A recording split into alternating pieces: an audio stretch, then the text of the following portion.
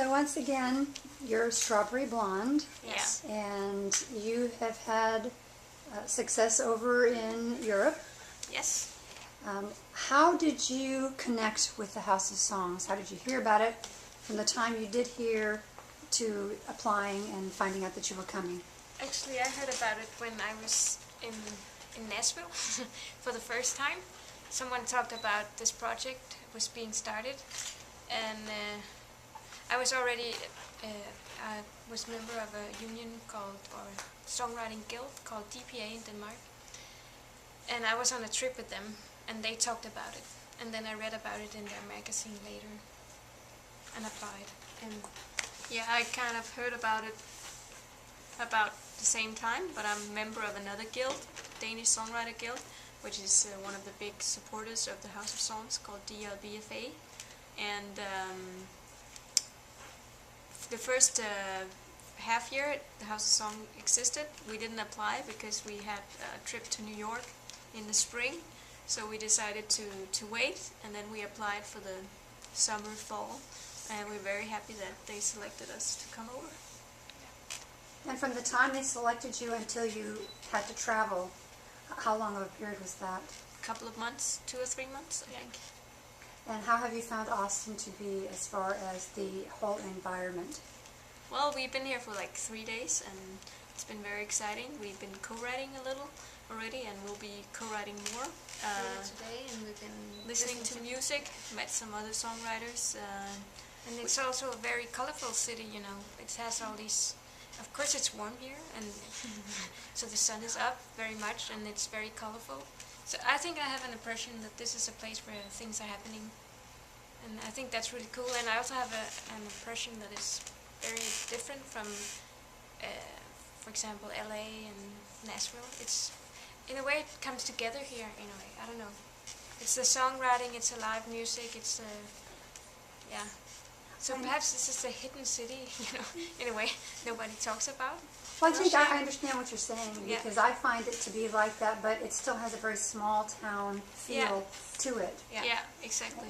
And that's, you know, it makes it very accessible and approachable. You can walk down the street and everyone's friendly and talking to you. And actually, people said hello when we met them on the street. Hello. Or if they're driving by and we're walking on the street. I don't know if it's because no one else is walking on the street. We're the only one, you know.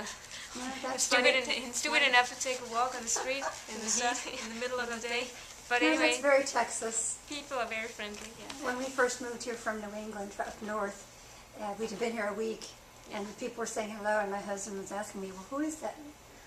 I got here the same time you did. How should I know? Yeah. But Yeah. it's really great that you're here. What do you hope to bring away from this? Well, I think we hope to, of course, bring home some new songs, but also a lot of network.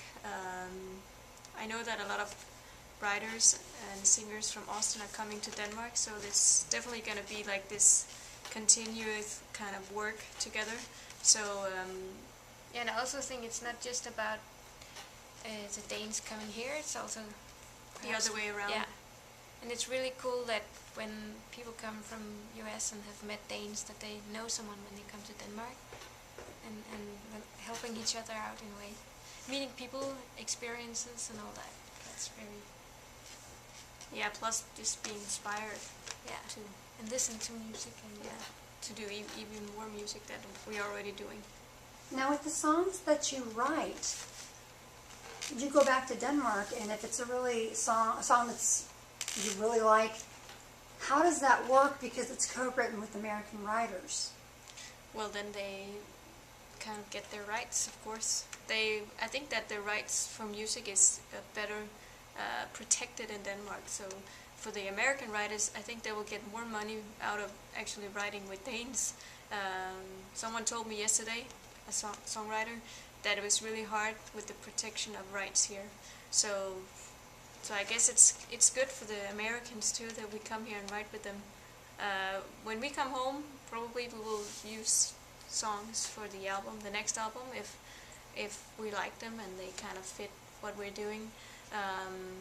So I hope that we will get some good songs written. We already wrote a good one yesterday, So probably more of that.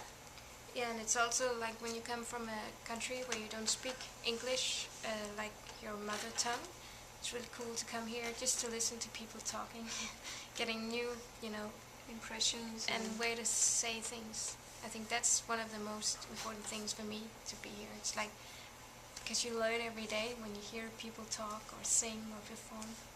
Have you met a Texan yet that you can't understand because of his No. accent? No. Should They're we? out there. They're out there. Where? We want to meet them. It's like the first time that I met somebody that was from Aarhus.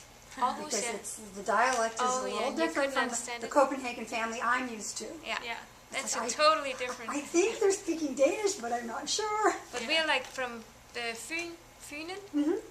You know where that is? Yes. Like a small island, and we have our own dialect there, and It's very people tend silly. to think we talk funny. We but- do but, talk funny. Yeah, and the first time I was here when I went to Nashville and LA, I went here with 5 other Danes who were all, from Copenhagen, and they were like having so much fun listening to me. So that's weird. And we also, when we went to New York, we have a friend in Denmark who's a painter, and he had an exhibition in New York. And then when we arrived, we said, where can we put our jackets? And then he just said in that Fynen accent, you can leave them in there. And I was like, totally like, yeah, that's true, because we haven't heard it for a long time. And he was like, yeah, you talk that way yourself. And, so you have this accent as well in Denmark. Brings a lot of fun, apparently, for someone.